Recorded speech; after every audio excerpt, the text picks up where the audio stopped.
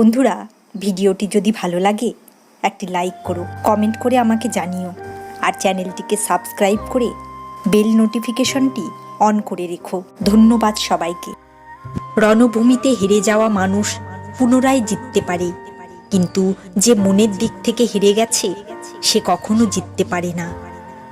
জলে পড়ে যাওয়ার জন্য কারো মৃত্যু হয় না, মৃত্যু হয় সাঁতার না জানার কারণে। তেমনি পরিস্থিতি কখনো সমস্যা হয় না, সমস্যা তখনই তৈরি হয় যখন তাকে মোকাবেলা করার ক্ষমতা থাকে না। যেখানে তোমার গুরুত্ব দেওয়া হয় না সেখানে যাওয়া বন্ধ করে দাও।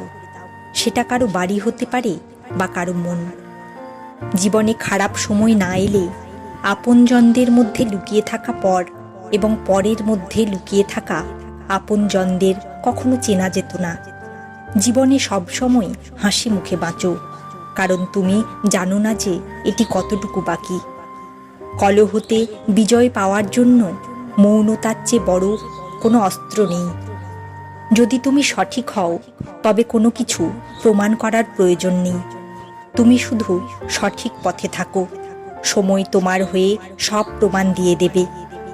শেয়াল চালাক হওয়া সত্ত্বেও মানুষ কিন্তু কুকুরকেই পোষে, কারণ সঙ্গী হিসেবে চালাকের চেয়ে বিশ্বস্ততা বেশি প্রয়োজন।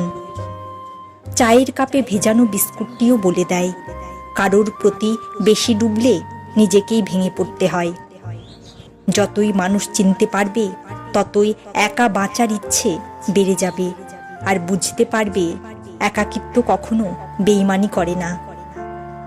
আজ যাকে দুর্বল পেয়ে ঠকিয়ে যাচ্ছ, এমন একটা দিন আসবে যখন তুমি এর চেয়েও বেশি ঠকবে।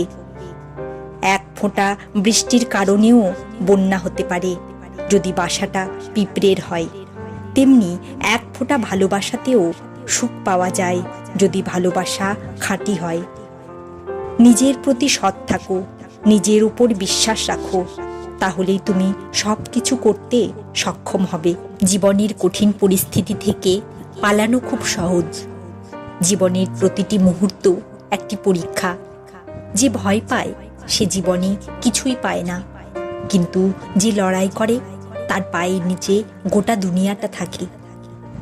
জীবনে তুমি কতবার হেরেছ তা বড় কথা নয়, কেননা তুমি জীবনে জন্মেছই বিজয়ী হওয়ার জন্য। বৃষ্টির ফোঁটা যতই ছোট হোক না কেন, তার অবিরত বর্ষণের ফলে বড় নদীও ভেসে যায়। সেরকম আমাদের ছোট ছোট প্রয়াস জীবনে একদিন বড় পরিবর্তন আনতে পারে। আজও স্মৃতি এ দুনিয়ার মানুষের। ভালো স্মৃতি পেন ড্রাইভে, আর খারাপ স্মৃতি নিজের হৃদয়ে রাখে। জিত আর হার তোমার চিন্তার উপর নির্ভরশীল। মেনে নিলে হেরে যাবে, দৃঢ় নিশ্চয় করলে জিতে যাবে।